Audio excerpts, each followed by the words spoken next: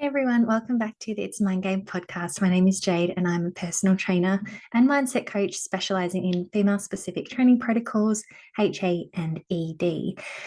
Today is a bit of a mixed bag episode as there's going to be a few updates on what is happening in the next 2 months, as well as some things to look forward to and perhaps some things you might want to work on over the Christmas break and New Year's period, because for some, it's a super busy, hectic time. For others, it's a really wonderful time to reflect and also explore what it is that you want to create in the next year in 2024, which sounds crazy to be saying, and yet it's so close. As some of you would be aware, I am currently on maternity leave, so I'm not actively seeing any clients at the moment, though I am really excited to be releasing some new programs and offerings in 2024. So if you go onto my Instagram or my link tree, there is a wait list, so you can pop your email down if you want to be the first to know what's coming in 2024. There's absolutely no spammy, crazy, gross emails. It'll literally be a "I'm back and here's what you might want to know" kind of email. I would highly recommend you follow or subscribe either the podcast or the YouTube so you can stay up to date over the Christmas break and New Year's period. For December, most likely there will be a replay of your favorite episodes. They tend to be around HA recovery stories and also how to eat during HA recovery. So I will be reposting some of those. And then in January, you will be receiving some fresh, brand new podcasts, which is really exciting. Though I am going to be pretty active on Instagram. So if you want to hop over to Instagram, JADEE Cameron, CAMERON, you can follow along on my journey in regards to being a new mum of two and what the cesarean is like, and also talking about HA and ED recovery on stories, because at this point in time, I feel like that is going to be the most accessible way for me to still talk with you without the expectation of lengthier podcasts and weekly releases and things like that, because you ladies are incredibly important to me and I want to make sure that I'm continually there to support you. And after some thought, I feel like perhaps the best way is to replay those handful of episodes throughout December, be back with some fresh content in January, and to support you intermittently throughout Instagram stories, so I can just sort of jump on and have a chat with you from day to day, afternoon, morning. If you're on board with that, please do jump on Instagram and feel free to send me a DM with something you would like me to talk about, because that's super helpful as well. And I'm sure whatever you're thinking, plenty of other women are thinking as well.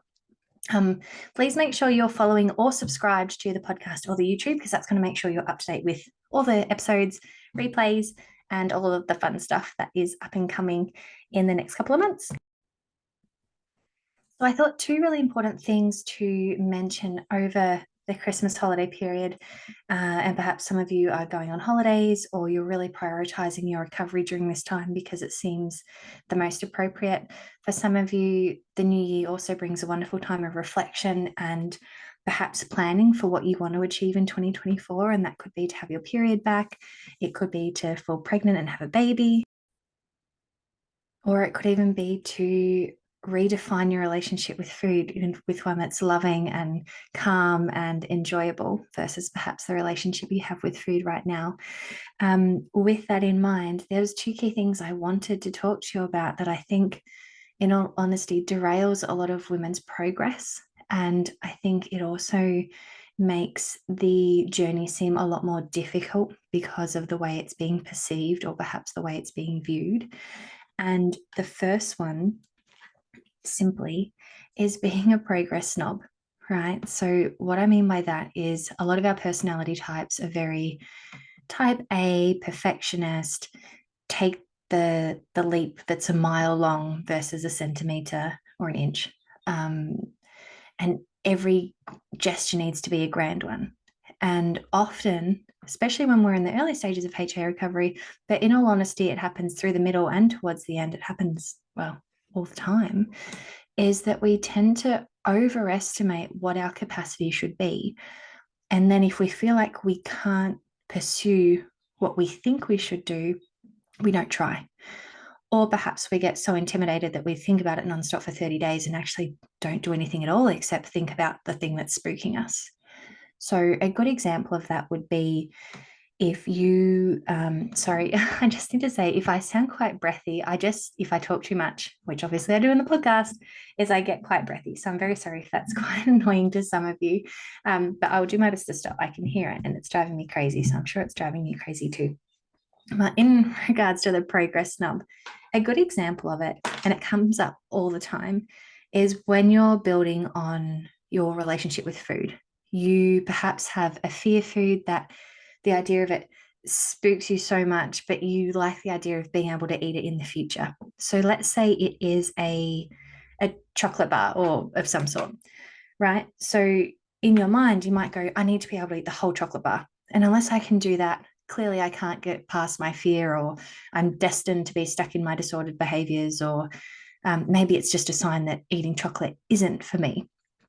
Where if you can reframe what progress is and you can look at the smallest step possible, it's a lot easier to take this challenge to the next level. So, what that could mean is rather than expecting I need to be able to eat a whole serve of a chocolate bar just because I'm trying to break my fear, instead, you could go all the way back to the smallest step possible. So, for some women, this smallest step possible could literally be going to the supermarket, walking down the chocolate aisle, and simply having a look at the chocolates and going, if I was to try something, what would it be?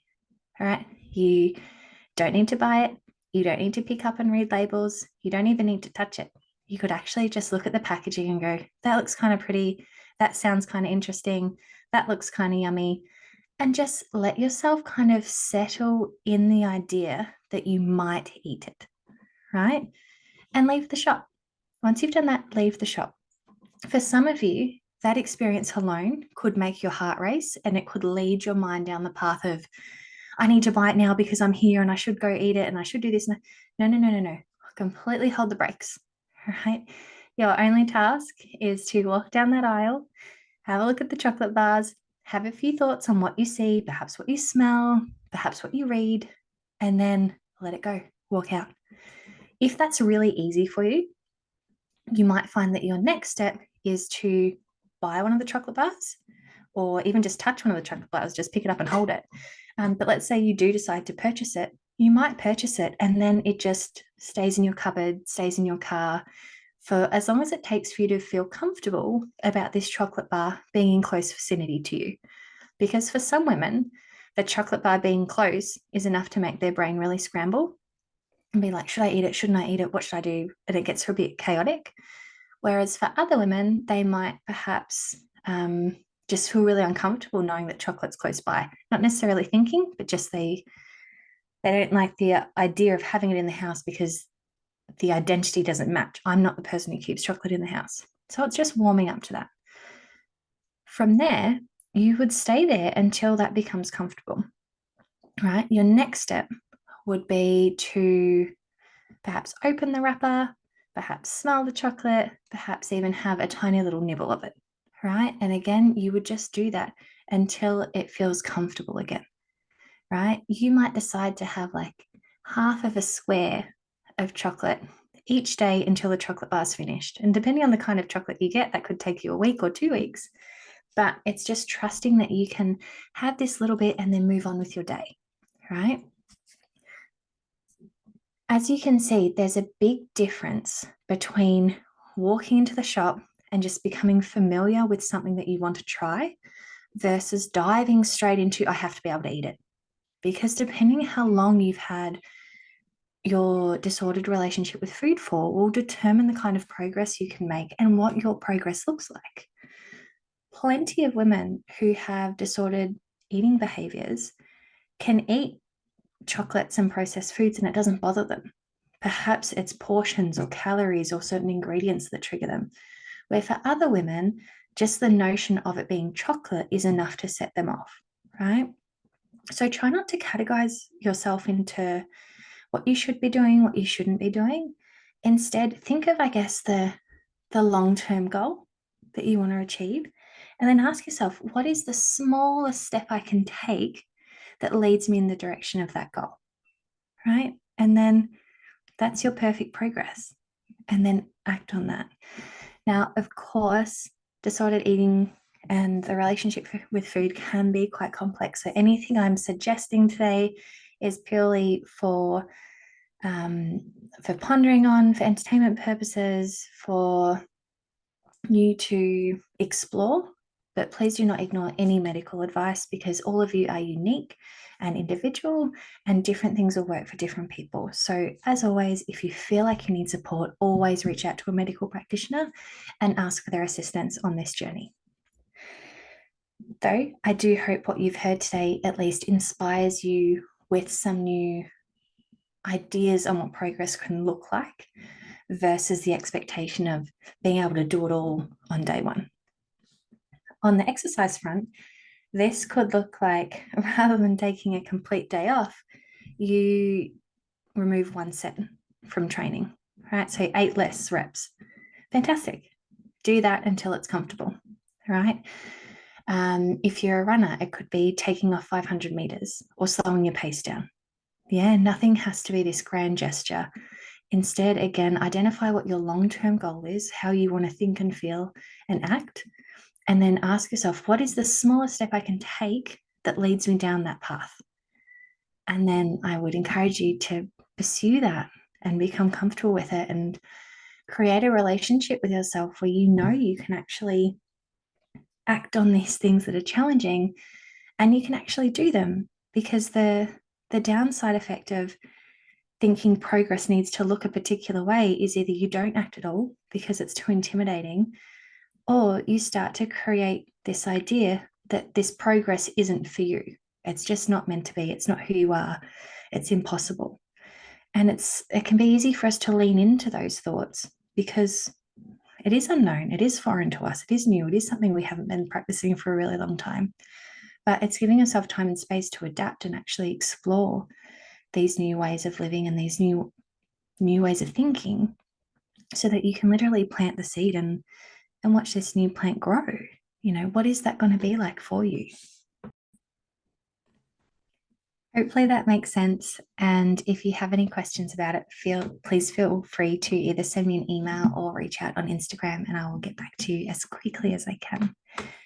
The other one I wanted to bring up on things that can hold women back, and it can fall into that sort of woo-woo category, but I hand on heart believe it is so, so helpful when it comes to trying to create a future that we've never experienced before. And that is visualization. Because, as I'm sure so many of you know, is that us as humans, we love what is familiar and we love what is known. So it's really easy for us to fall back into behaviors that are, I guess, habitual ones, or ones that have been very well rehearsed, because we can predict the outcome. It feels safe. We know what's going to happen. And that sensation is so almost intoxicating, especially when you're in a position where perhaps you are over exercising or under eating. It feels, to step away from that could be threatening or unsafe, or the idea of not knowing what the outcome could be is quite spooky and therefore unwanted, despite knowing you need to change in order to succeed in your HA or ED recovery. Why visualization is so important is because if you can get a very detailed visualization going in your mind, and it does take time, it does take practice, is your mind begins to see this visualization as a reality. And what's super powerful about that is the more you can bring your mind into this reality that you want to create, or what you want your future to hold, the more it becomes known. And therefore, when you're trying to make changes to your thoughts and behaviors to facilitate this change, it's going to be easier to act on, or easier to warm up to, because rather than this idea of, I've got no idea what's on the other side of this, you've actually rehearsed it in your mind and you can see what's on the other side of it. Perhaps in the visualization, you've emotionally felt it. You felt warmth in your heart. You felt confidence. You felt calm. You felt energetic. You felt a shift of some sort. And it's almost like you've lived this experience, even though it's been in your mind. right? So the more you can visualize what you want your future to be, what you want it to look like, how you want to see the world, how you want to feel in the world, how you want to show up in the world, the more familiar that becomes, the easier it's going to be for you to make decisions to create that future, because you know what's coming, right? You know what you're working towards, you know what's on the other side. And once you have a knowing of what's coming up or what you're aspiring to do or aspiring to feel or aspiring to create, is you start to have faith in progress. You start to have faith that you can do it, you can change, you can create this version of yourself that you're perhaps dying to become. You want to be free of the food thoughts. You want to be free from exercise compulsion. You want to enjoy being pregnant and holding your baby. You want to enjoy going out and having a great time without needing plans, just spontaneously going out and enjoying yourself. And the best way to connect those dots is to bring it up in your mind first, create a future self that you've seen, you've felt, you've embodied, and then start to take those steps forward. And again, the more you can see it in your mind's eye, the more you're going to warm up to the changes, the more faith you're going to have in the process, because it's not scary anymore. It's not unknown. You know what's coming, you know what you're looking forward to, and you know what you're trying to become.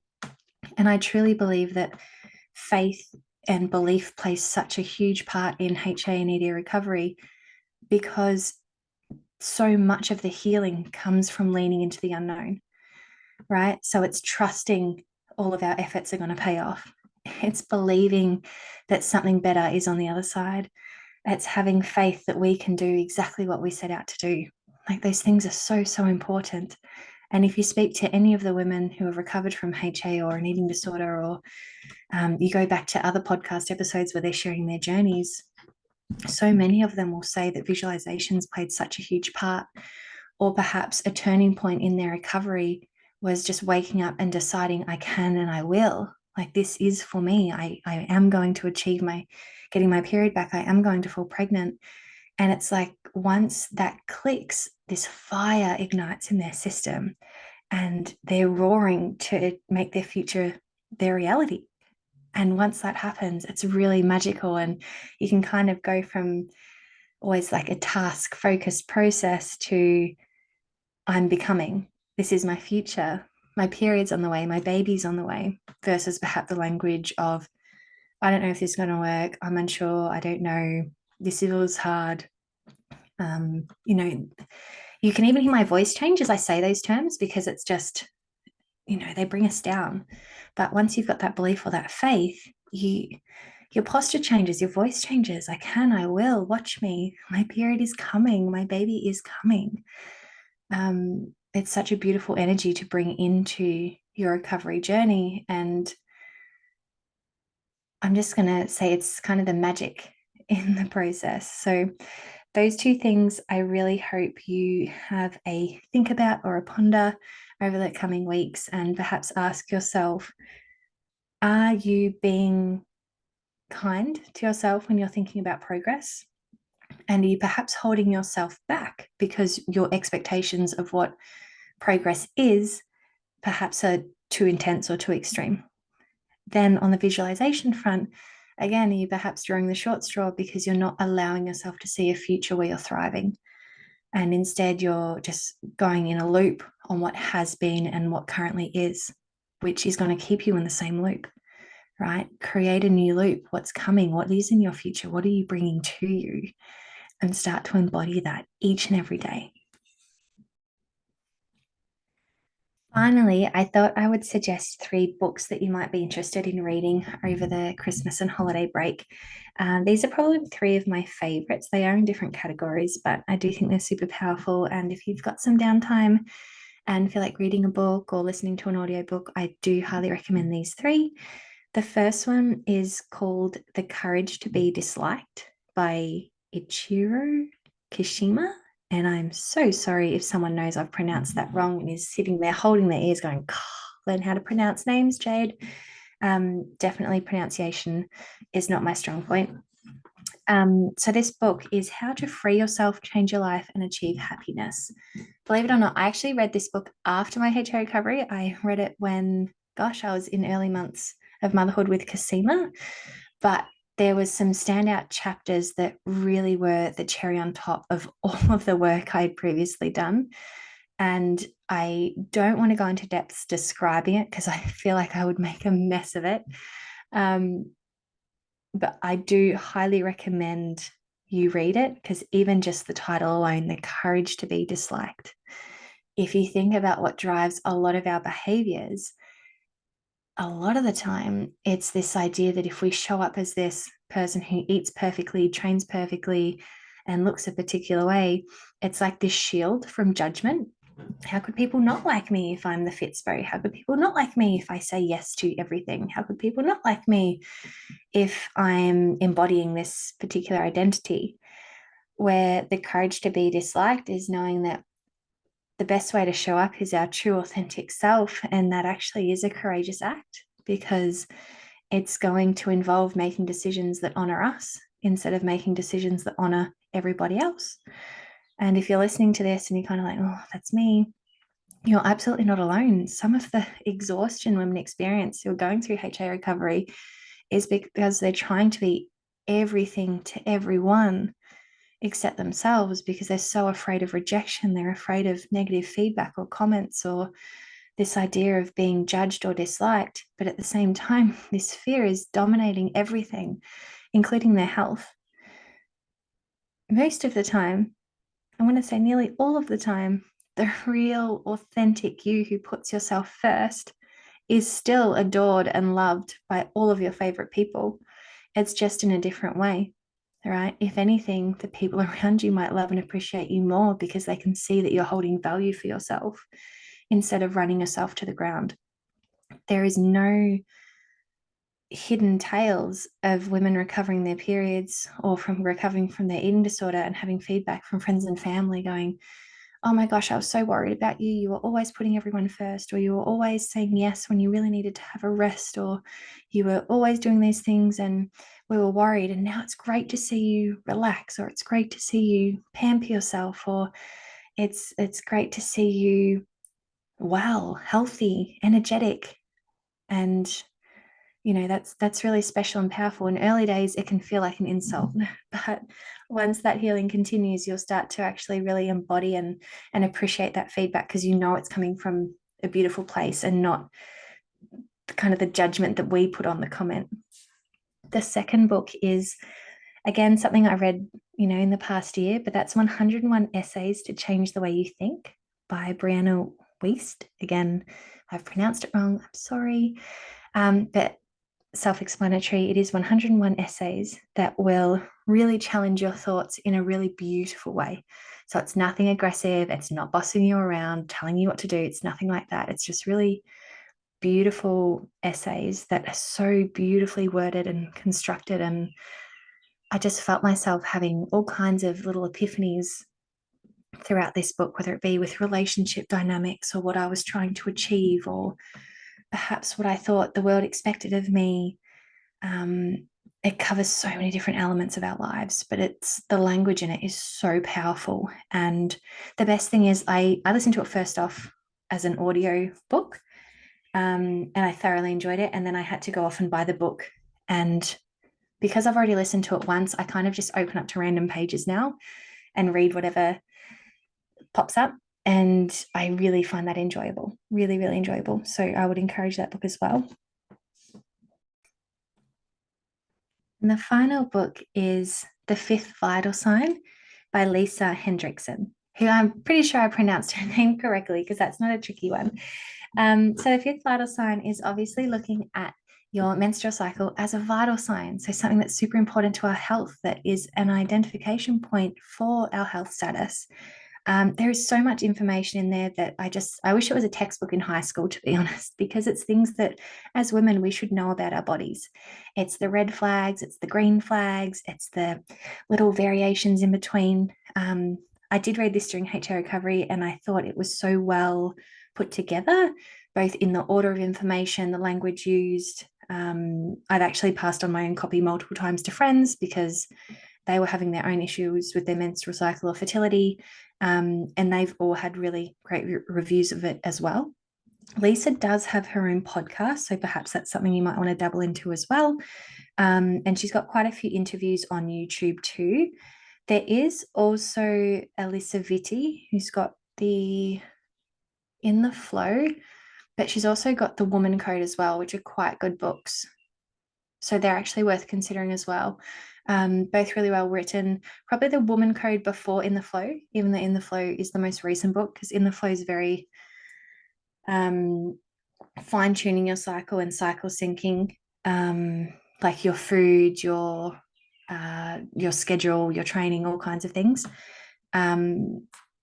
Where perhaps I think what Lisa covers in the fifth vital sign is more essential if you're in the HA recovery process, or perhaps you've just gotten your period back. I would definitely prioritize that one. But I feel like I have spoken a fair bit and I am conscious of your time. I do hope you have found this little mixed bag of a podcast interesting and helpful. I am very excited to speak with you all more in 2024 via the podcast, but also to connect with you over Instagram and email in the next month as well.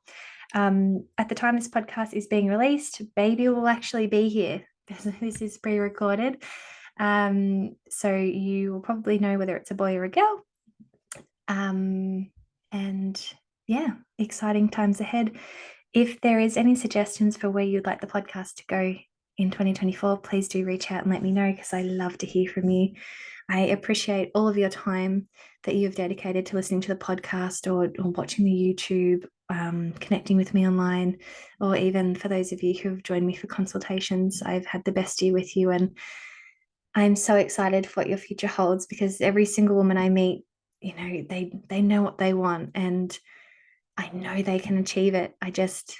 If I wish anything for the next 12 months, is for you to create space to see your potential the way that other people do. Because if you can take a step back and allow yourself to see the potential that is in you, you will thrive. You will absolutely thrive, and it will be the best time of your life. So, on that note, I'm going to wrap things up. Please make sure to follow, subscribe, jump on Instagram, and I can't wait to speak with you soon. Bye bye.